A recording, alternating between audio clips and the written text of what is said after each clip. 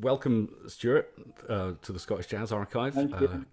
And I think I'd like to ask, or I'd like to begin by asking you, how you first got into the jazz music. Well, I'm really through my father. He had a big 78 RPM record collection and then LPs as well, mainly big band music from the 40s and 30s. Count Basie, Benny Goodman, Tommy Dorsey, especially. So I had these around the house, and we used to have a huge radiogram, an ancient old big kind of wooden thing that also was a television. It was a small television that I think my parents had bought in the early 50s to watch the coronation, which I don't remember, but it had shortwave on it. And when I was a kid, I must have been about 12 or 13. My dad had discovered the Voice of America, which would broadcast to the American forces in Germany and whatnot in the all the way through the 60s, in fact, with Willis Conover at the time. And Monday night was jazz night, 11 o'clock till 1 a.m. And I listened to that show every Monday night. Probably should have been asleep because I was probably about primary seven or first year at school. So that's how I got into being attracted to music at first. And then someone told me that Glenn Miller played the clarinet, which of course is wrong. So I decided that I wanted to get a clarinet and try and learn the clarinet. So my dad, again, we went to the Glasgow Barras and he bought a second-hand clarinet for £5, I think. And I got fixed up with lessons with the. I live in Kilmarnock. I'm born and brought up in Kilmarnock, which is a provincial, semi kind of rural town in Ayrshire. It had a borough band though that was a concert band, not a brass band as it became later. So the bandmaster, Mr. Matheson, John Matheson, I went to him for private lessons for about 2 and a bit years. However, as I sort of moved on and realised I wasn't going to become Artie Shaw or Benny Goodman, um, and then hearing my dad appeared with an EP one day, and it was Charlie Parker and Dizzy Gillespie, Dizzy Gillespie's big band, and I always remember the name of this tune called Emanon, which is no name backwards, and that just bowled me over. A completely different approach to improvising. I didn't have a clue about jazz theory or any sort of theory other than how to read music. But when I heard Charlie Parker play, that was just amazing to me, and I wanted to find out more about that. Living in Kilmarnock, I went to Kilmarnock Academy. I played the clarinet in the school orchestra there, which was little excerpts of Mozart and Beethoven symphonies and stuff like that. But there was no jazz. There was nobody around that knew anything about jazz or how to play that music. So I used to go to the local library, the Dick Institute, it's called. I would go to the reference library and try and dig out books and try and find out what I could about the saxophone, about Charlie Parker and John Coltrane as well at that time. So I really wanted to play the saxophone, but I could never afford one. The clarinet was very ropey, a £5 pre-owned, second-hand piece of junk, really. But when I was 17, my dad again, I kind of owe a lot to him. He decided to buy me a saxophone for my birthday, and I wanted to play the tenor. By this time, I had been listening to Ronnie Scott and Tubby Hayes as well, especially Tubby Hayes. So I had the LPs, the Jazz Couriers, Tubby Hayes Big Band, and I got this tenor. And at the same time, McCormick's Music Shop in Glasgow um, had a fantastic repairman that worked there. He sold me my first tenor, an old guy called Bobby Thompson, who was a wonderful tenor player. And he put me in touch with an excellent teacher in the centre of town, a guy called Derek Hawkins, who was a Londoner, had moved up to Scotland. Derek had played with Ted Heath Ambrose, Geraldo, all these ancient dance bands of old. So I went to Derek for about 2 years of saxophone lessons. Derek's main thing by that time was repairing instruments as well. Now, Derek was a bit of a stickler for detail and doing things absolutely right. He was a bit of a martinet. He didn't play anymore, so I never heard him play. But he really instilled in me all the basic rudimentary things really properly, all the scales, arpeggios, and then jazz phrasing as well. He taught me about chord symbols, and I would write out solos through a chord chart, that kind of thing. And this was all good foundation stuff. Um, as far as actually hearing real jazz played, the first time I ever heard a jazz band, a real jazz band in the flesh, was I was invited to the jazz club, as it was then at Strathclyde University, a student club in 1970. And there was a sextet playing there, and the sextet were called Head. And the drummer was Billy Kyle. Trumpet was John Davis. Graham Robb on double bass. Howard Copeland, I think his name was, on alto sax. And a guy called Dave Saul on the piano. And on tenor was Gordon Cruikshanks. So Gordon was the first, I would say, the first real jazz tenor player that I heard in the flesh, and they were playing at that time all kind of blue material, So What, Freddie Freeloader, all blues. That was their repertoire.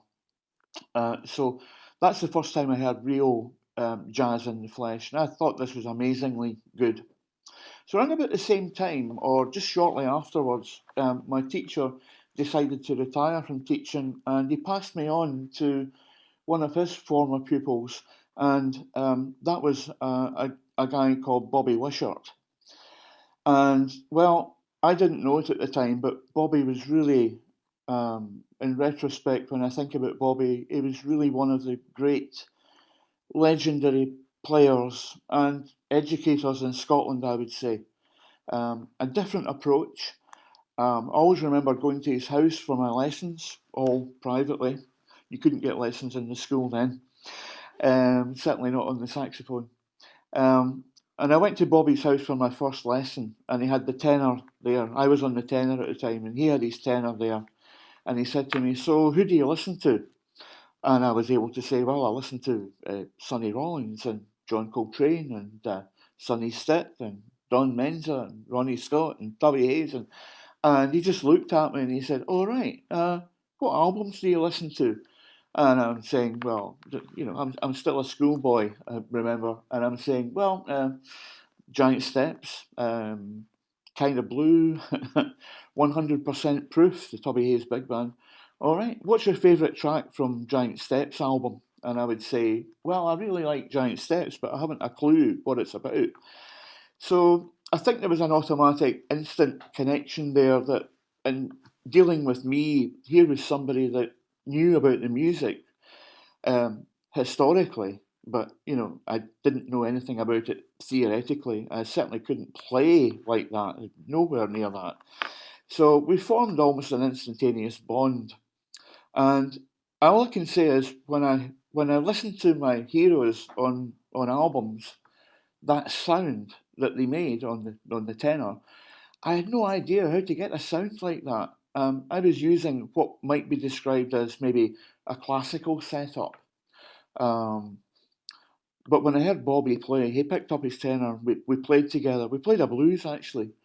The sound that he made on the tenor, it was like, oh my god, a huge sound, biting attack, flying around the saxophone, and I mean, I was just completely overwhelmed. I was completely bowled over with that, and I was able to find out, what you should aim for is this maybe better instrument, or if you can't get a Selmer Mark 6, get this kind of mouthpiece. Try these sort of reeds, that kind of information, and that's what I did. So Bobby Wishart really put me on the road to working towards the kind of sound that I already had in my mind, but I didn't know how to get that kind of sound.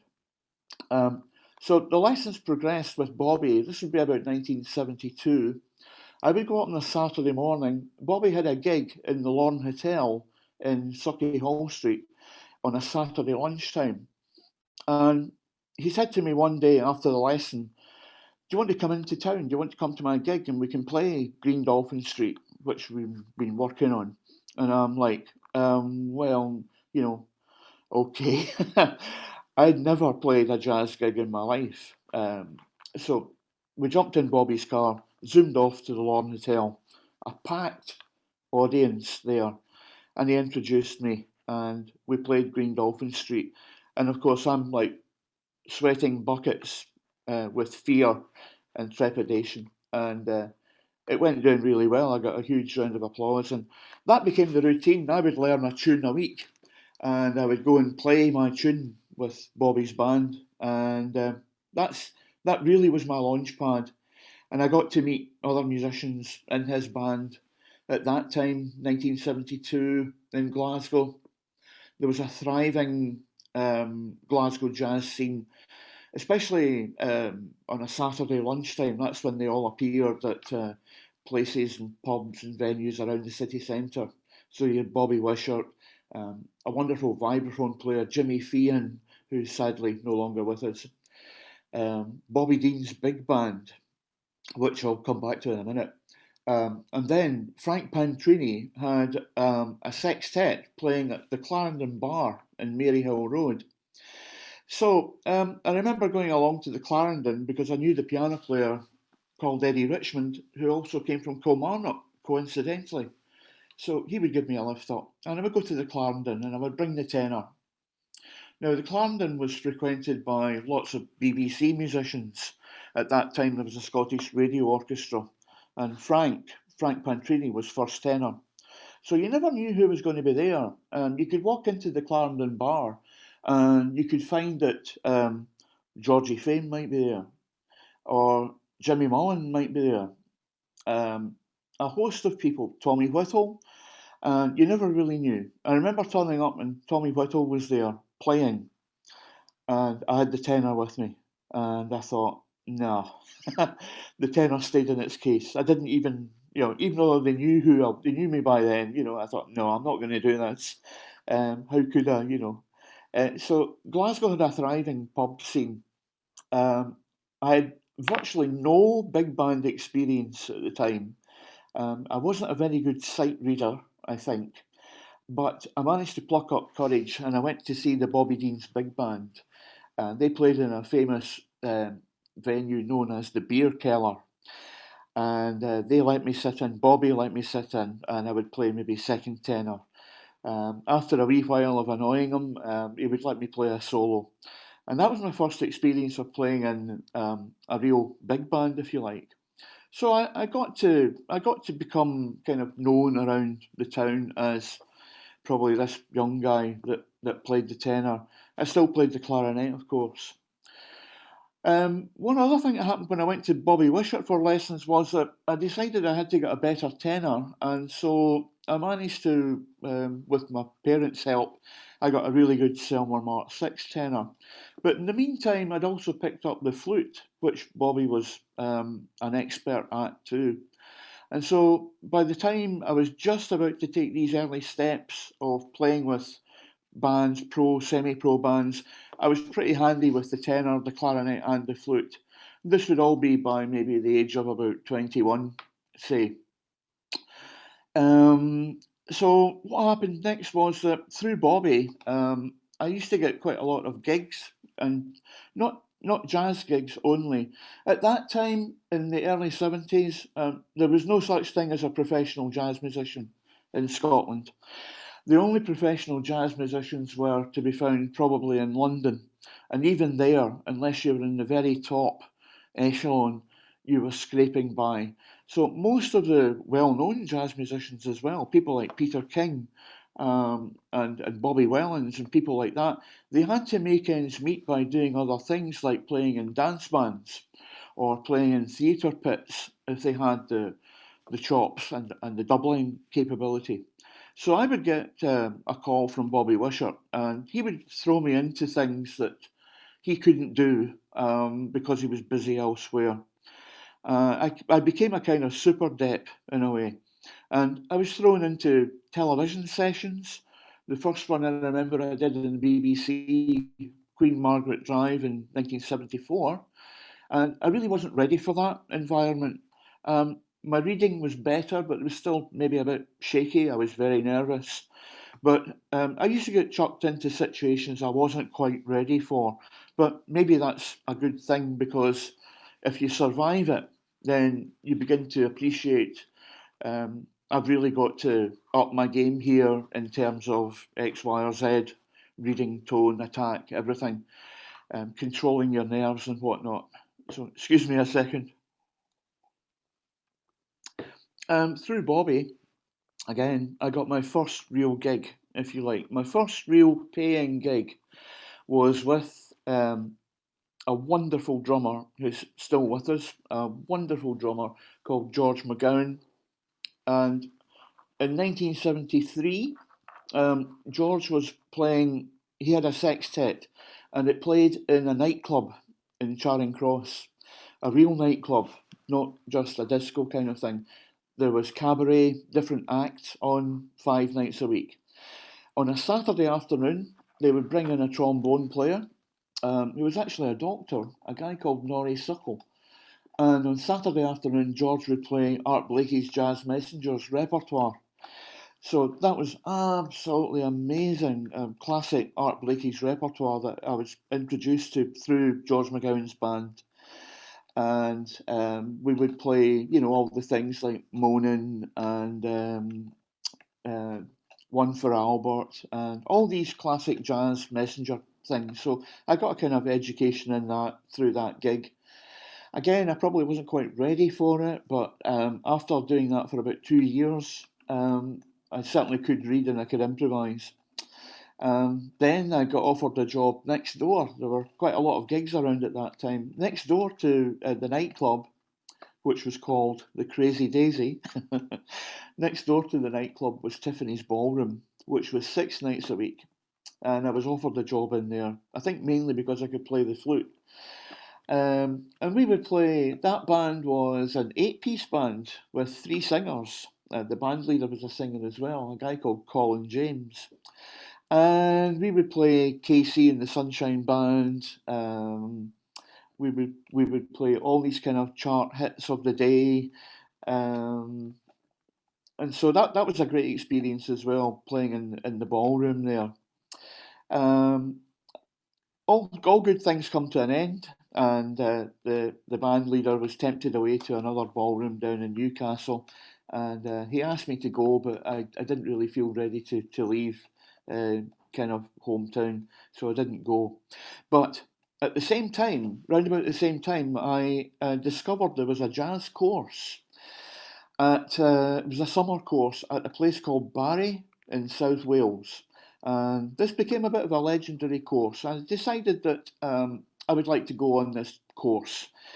I liked the look of the tutors were Stan Saltzman, Henry Lowther, Gordon Beck on the piano, Tony Oxley on the drums, Barry Guy on the double bass, Don Rendell on the saxophone as well. Mike Gibbs was a sort of composer in residence, so he formed up a big band, and that was really interesting.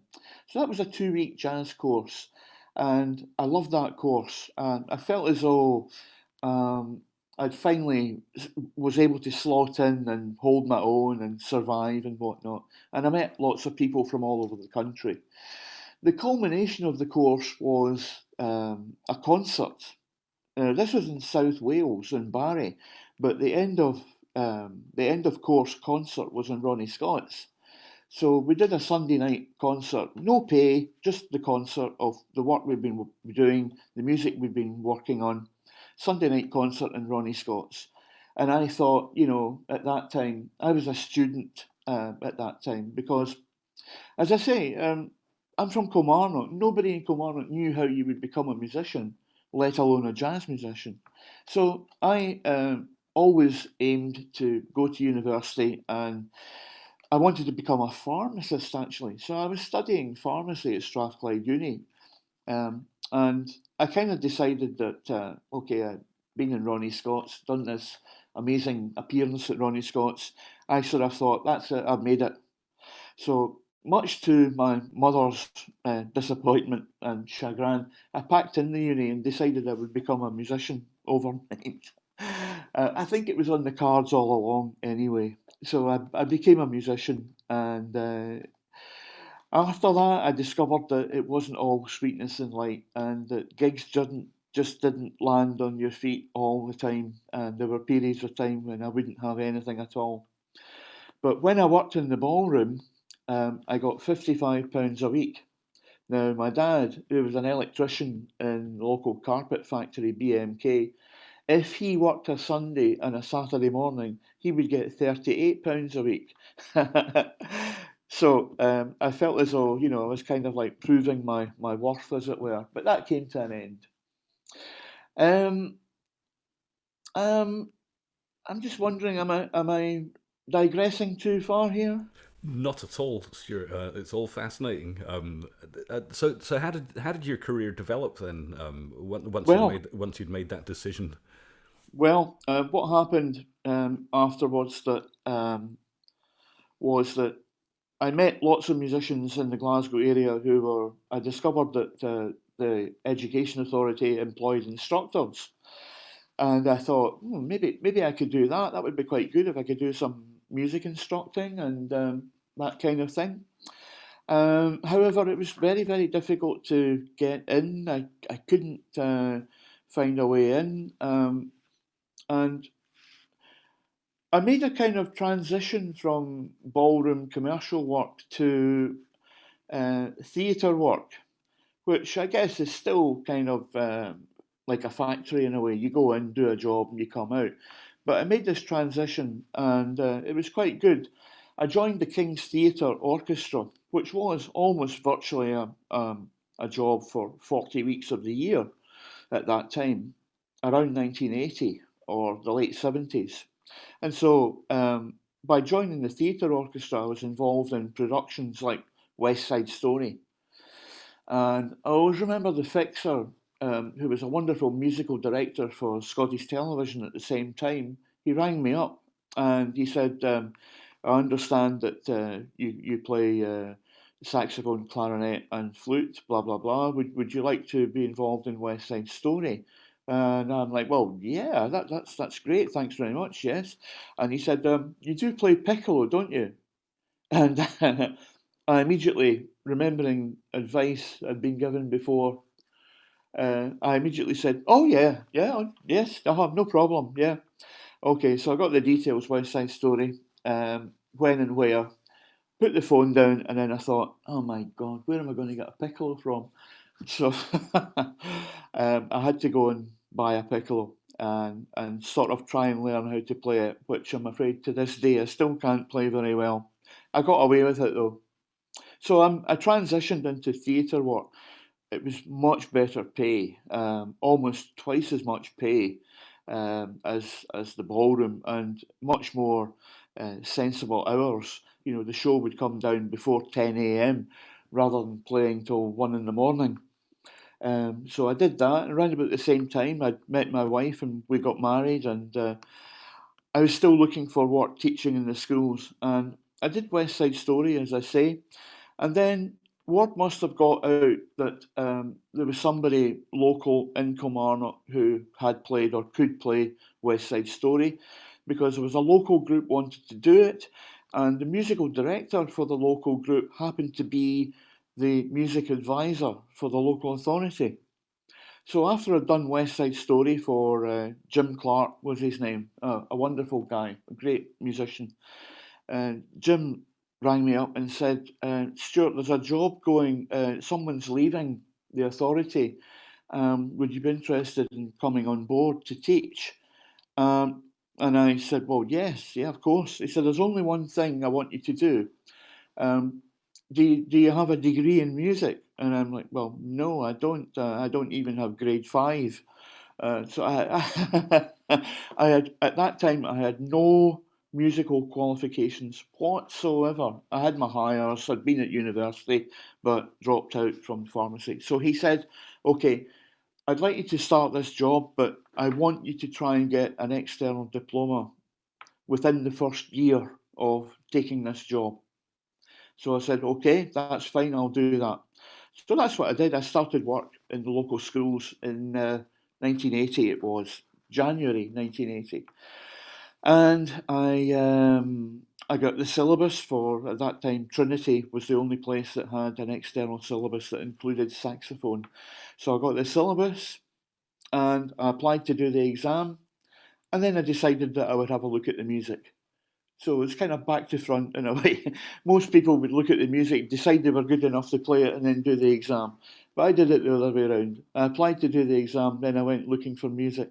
So I played the Glazunov Concerto, a study by Marcel Mule, and another piece by a French composer. And I found an accompanist, sat the exam, I passed the exam, I got the LTCL, and so I was a bit more secure. And this was a full-time permanent job. And when I think back on it, this is something that could never happen today. Somebody turned up completely out of the blue and had got no qualifications, nothing, not even grade five, anything, not even grade three. But I was extremely lucky. So I had the LT. I worked away. This is the early 80s. By this time, I had met Bill Kyle again.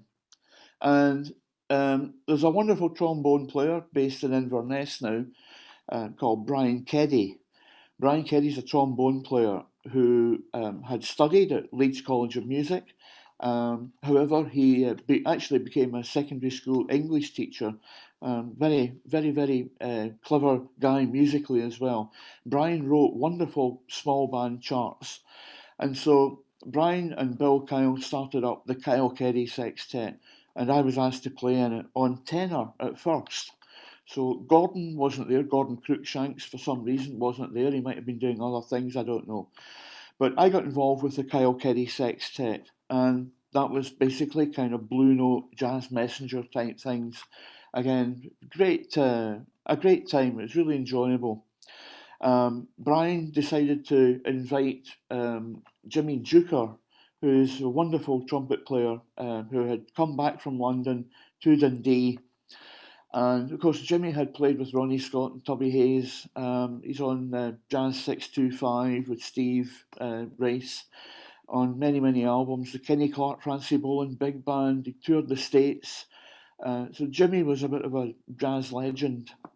I always remember that first rehearsal in Brian Keddy's flat in Edinburgh.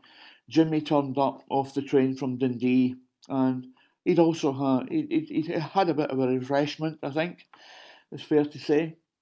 But when he took that trumpet out and he played, oh my God, the sound that he made with that trumpet, the notes just sparkled and bounced off the ceiling. It was spine tingling to hear Jimmy Duker play.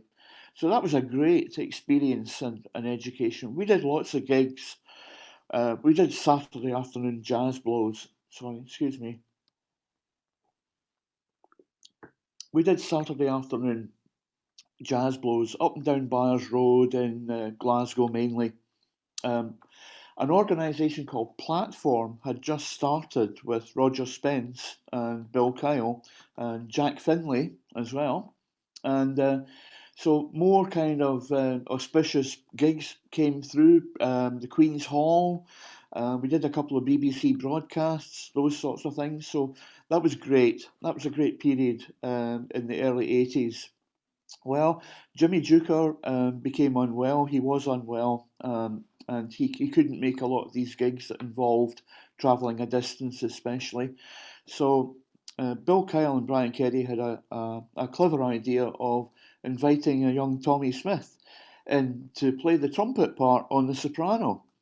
And we did that, and we did that for quite a wee while. Tommy on soprano, basically playing Jimmy Duker's part. And that was good. We did again lots of these lunchtime gigs and things like that. And then that was round about the time Tommy went away to Berkeley and what have you. So in the 80s, I guess I'm now kind of about the 1980s. The 1980s kind of unfolded like that for me with the Kyle Keddy Sextet, my own things here and there. I suppose I'm really moving forward now to maybe the 1990s. Do you want to ask me anything? No, Anything you're you want to clarify or? not at all. You're the perfect interviewee. You're just taking it and running. So I mean, if you want to give us a quick sketch of what happened in the '90s and Sure. noughties, I suppose. Okay, so in 1987, the Glasgow Jazz Festival, Glasgow International Jazz Festival, was founded by Ken Matheson, who was the first festival director. And that was an absolutely fantastic period of more than a week, I think. Might have been 2 weeks long, I'm not sure. And I always think that first jazz festival was the best one in ways because of the cast involved. Benny Carter was composer in residence, and he composed the Glasgow Suite, which has been recorded a number of times, and Ken has actually recorded a reduction of it with his own band. So the Glasgow Jazz Festival had become a thing, an ongoing annual thing. In 1992, Joe Roger was in charge, I think, by that time, and they had invited the composer Carla Bley to be composer in residence. So this was unbelievable. And I remember getting a phone call from someone saying, "Look, Carla Bley's forming a band around the nucleus of her own band. Would you like to play lead alto?" And I'm completely overwhelmed. I'm like, Carla Bley? Yeah, Carla Bley. Right, well, okay, right. So she's going to come over at Easter time ahead of the Jazz Festival for a quick rehearsal. We had it in the old Henry Wood Hall, the church. Carla Bley, Adam Nussbaum on drums, Steve Swallow on the bass, Carla's partner, her daughter, Karen Mantler, Lou Soloff on trumpet, Andy Shepherd on the tenor, Gary Valenti on the trombone. So around that nucleus, we built a big band using local musicians. Robert Henderson on the trumpet, Bobby Wishart was on, I think, alto, doubling flute, and other things as well.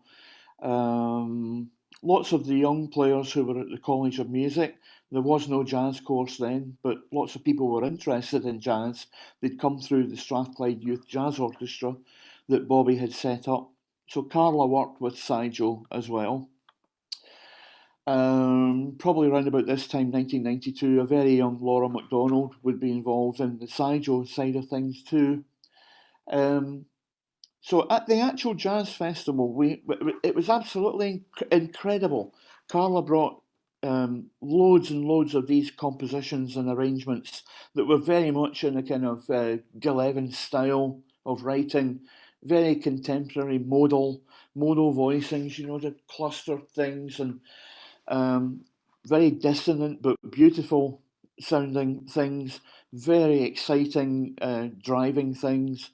It was just incredible. And we rehearsed for we had a gig in the tramway, which was a Radio 3 broadcast, and the whole proceedings were filmed as well. So this was incredible. I think in 1992, for 1 week's work, I earned £1,000, which was incredible for a jazz gig nearly 30 years ago. But the most thrilling thing that happened to me there was she came over after a rehearsal in the Henry Wood. She came over to the Saxes and she came up to me and she leaned right over and she looked at me and she said, "Stewart, you're one hell of an alto player." And I thought, wow, you know, in those days actually I was quite shy, I wouldn't say boo to a goose, but I felt like saying, "Oh great, can I get the European tour then?" But I didn't. But that was a thrill. That was really something else. Carla Bley had thought that I'd played great, and she told me, and I thought, yeah, that's great. That was fantastic. That experience. So 1992 is probably the standout jazz festival. There is a film that's actually recently been on the Virtual Jazz Festival. It was rebroadcast. She was commissioned to write a piece for the classical violinist Alexander Balanescu, who has his own Balanescu quartet. And that was really interesting. I can't emphasize really the effect that that had on me, playing that gig, playing in that band, playing that music. It was a thrill. It really was. To meet those guys, Lou Soloff on the trumpet. Oh my God. And Adam Nussbaum on the drums. Actually, Adam Nussbaum could only do the gig. He couldn't do the rehearsals because he was playing in Berlin with the Breckers. So that's the sort of calibre. The 1990s kind of progressed. In 1993, Strathclyde University launched the BA in Applied Music course. I was still teaching in schools. And in 1995, Bobby Wishart again rang me. Then later, Tommy, I think, spoke to me about the newly formed Scottish National Jazz Orchestra. This is 1995. So at that time, unfortunately, there was no money involved, there was no payment, it was just an idea. So we met together in various places. I seem to remember the College of Food Technology, it was called. And then we finally settled on the Art Club in Bath Street. Every Sunday we would rehearse in the afternoon, and we would use the music that we could lay our hands on. Some of Tommy's things, some of the things from the really difficult things from the Sideshow pad, like Toshiko charts. Sorry. Toshiko parts, Thad Jones, Mel Lewis, big band, anything really, Bob Brookmeyer. And we did a few gigs, and then gradually some money came through, and we did a gig in the Queen's Hall with Peter King and Guy Barker. Then at the Jazz Festival, I think it was 1997, we did a gig with Kenny Wheeler. Kenny Wheeler brought all his own charts and stuff like that. So yeah, I actually started on baritone in the SNJO, and then I moved to the lead alto chair when it was kind of reshuffled a bit. So in 1998 at Strathclyde University, talking about BA Applied Music, 1997, sorry, I was asked if I would become the jazz saxophone tutor. So I did that, extremely part-time, hourly paid. In 1998, however, I was invited to become a lecturer in music, a teaching fellow, very part time, only 1 day per week. So I managed to job share my teaching in the schools, and I had a part time temporary contract at Strathclyde, and that kind of went on 1 year after the other, 1 year after the other, part time, temporary, part time, temporary. Then they wanted me 2 days a week. Then they wanted me 3 days a week. And then, I had to say, look, I'm sorry, but if you want me here, you're going to have to actually offer me a full time job because I can't take any more time off my other job. So, with a bit of kind of politicking and toing and froing, yeah, in 2002, I was offered a full time position. I had tenure, as the Americans say. By this time as well, I had managed to complete part time. At that time, Strathclyde University also had a part time BA in music studies.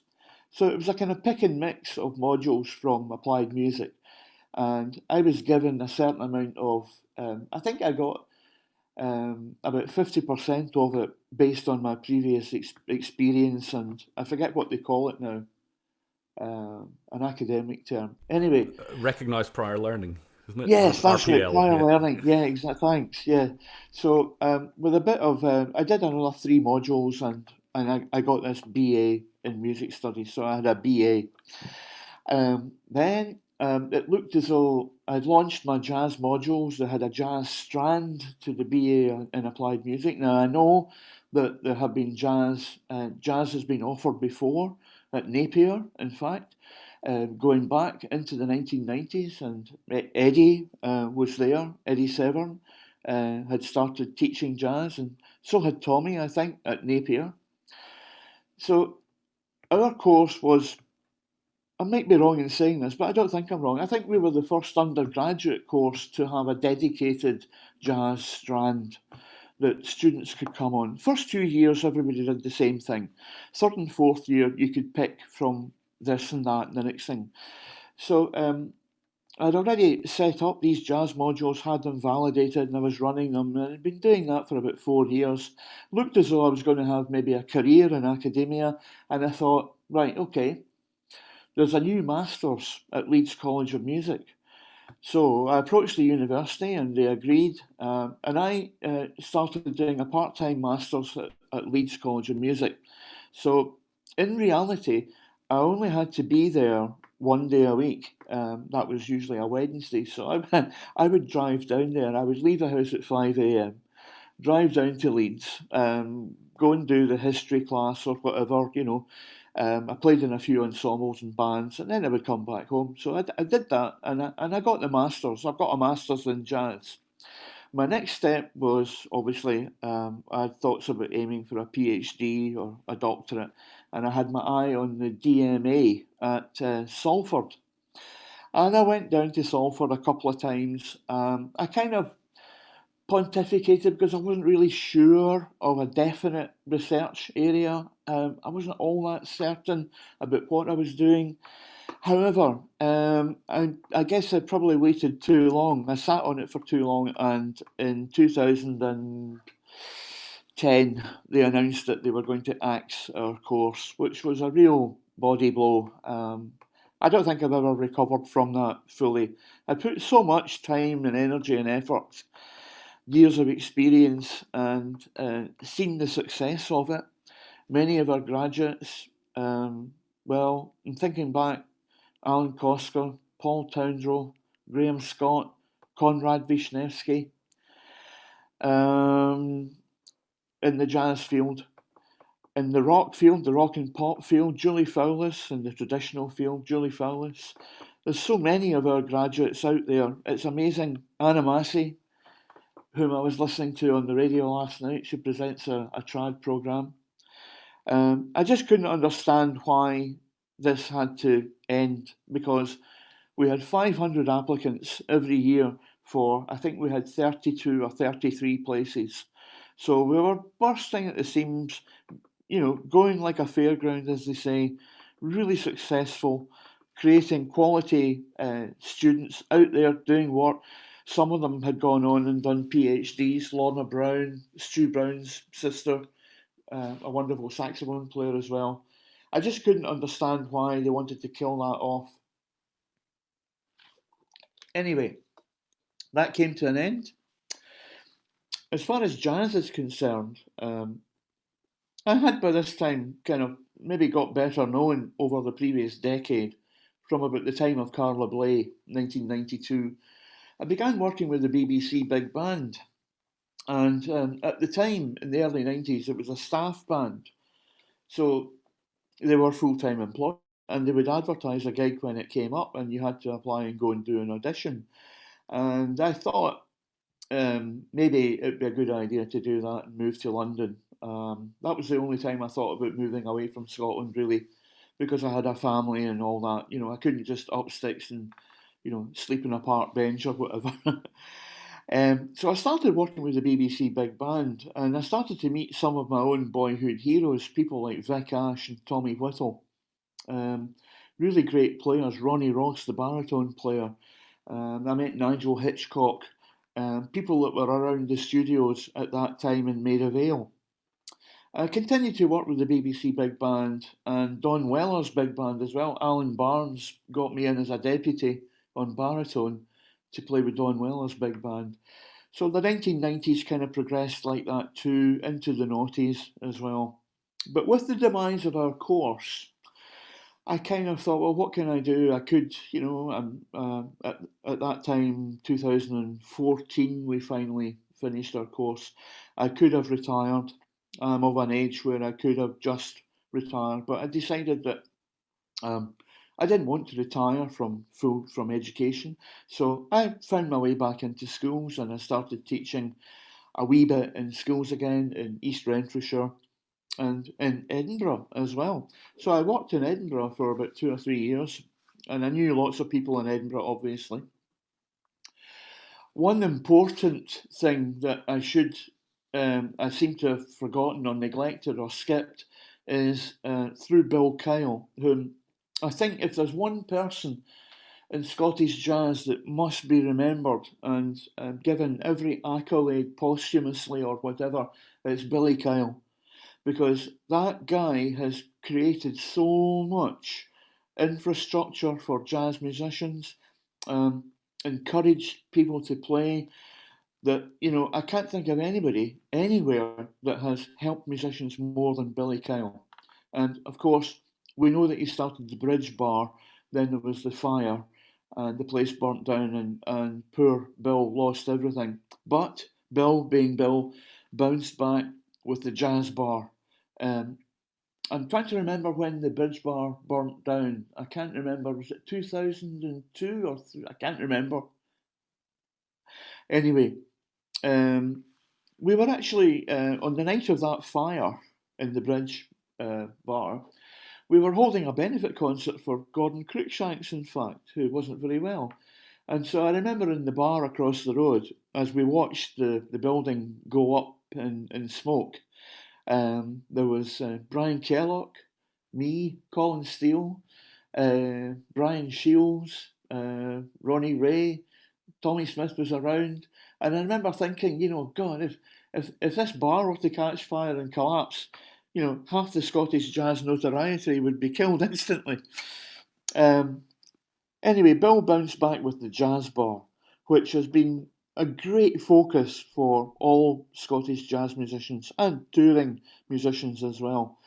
And I've been lucky enough to play there on many, many a Saturday night with what Bill called the World Premier Quintet. So the idea behind the World Premier Quintet is it's a five-piece band.